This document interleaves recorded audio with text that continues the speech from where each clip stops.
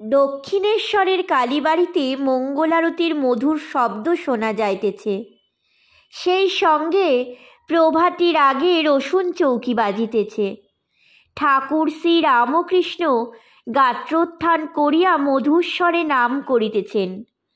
ঘরে যে সকল দেবদেবীর মূর্তি পটে চিত্রিত ছিল এক এক করিয়া প্রণাম করিলেন।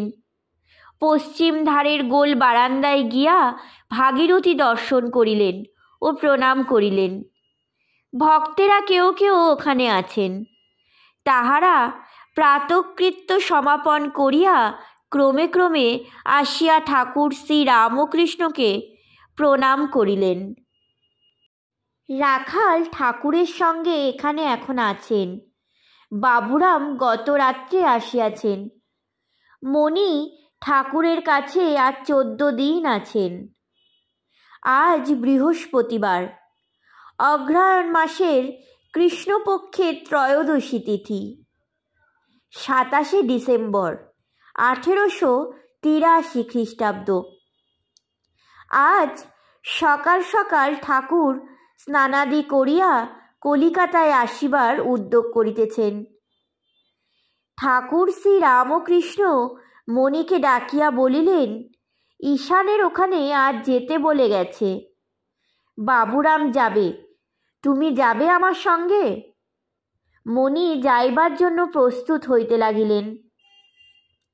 শীতকাল, বেলা 8টা।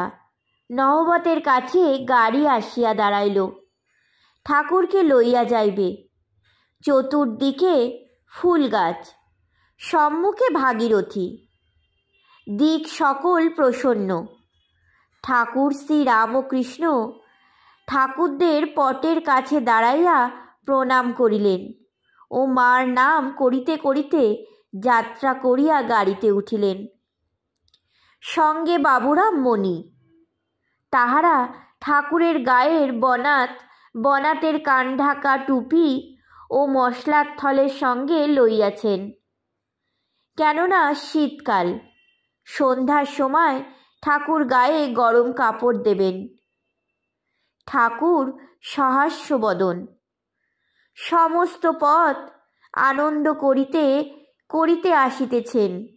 বেলা 9টা।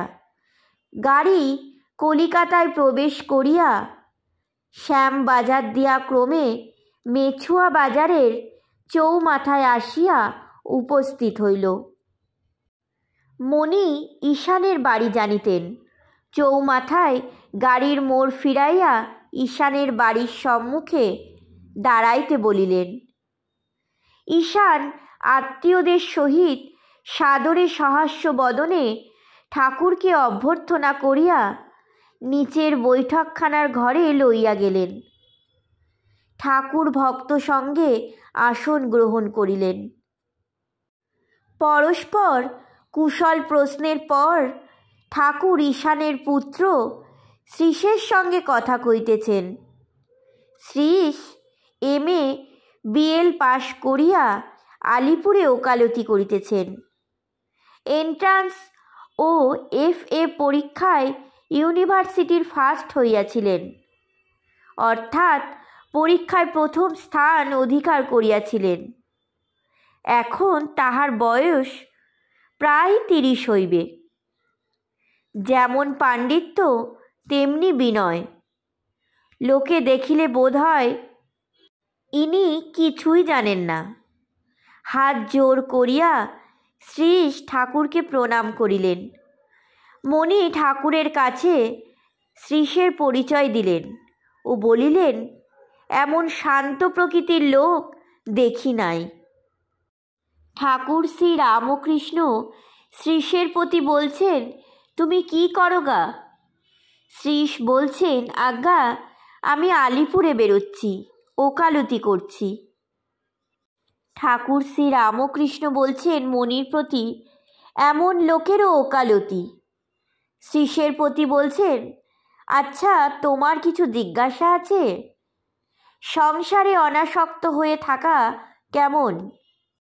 শ্রীশ বলছেন, কিন্তু কাজের গতিতে সংসারে কত অন্যায় করতে হয়, কেউ পাপ কর্ম করছে, কেউ পূর্ণ কর্ম।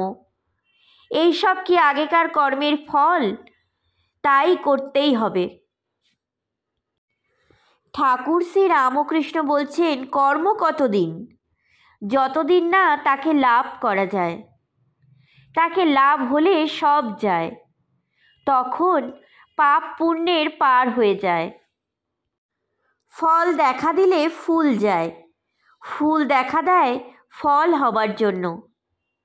সন্ধ্যাদি কর্ম কতদিন? যতদিন ঈশ্বরের নাম করতে রোমাঞ্চ আর চোখে জল না আসে। এই সকল অবস্থা ঈশ্বর লাভের লক্ষণ। ঈশ্বরে শুদ্ধা ভক্তি লাভের লক্ষণ। তাকে জানলে পাপ পুণ্যের পার হয়। প্রসাদ বলে, ভুক্তি মুক্তি উভয় মাথায় রেখেছি। আমি কালী ব্রহ্ম জেনে মর্ম ধর্মাধর্ম সব ছেড়েছি। তার দিকে যত এগুবে ততই তিনি কর্ম করিয়ে দেবেন। গৃহস্থের বউ অন্তঃসত্ত্বা হলে শাশুড়ি ক্রমে ক্রমে কাজ কমিয়ে দেন।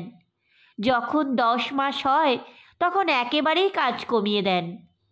সন্তান লাভ হলে সেটিকে নিয়েই নাড়াচাড়া, সেটিকে নিয়েই আনন্দ।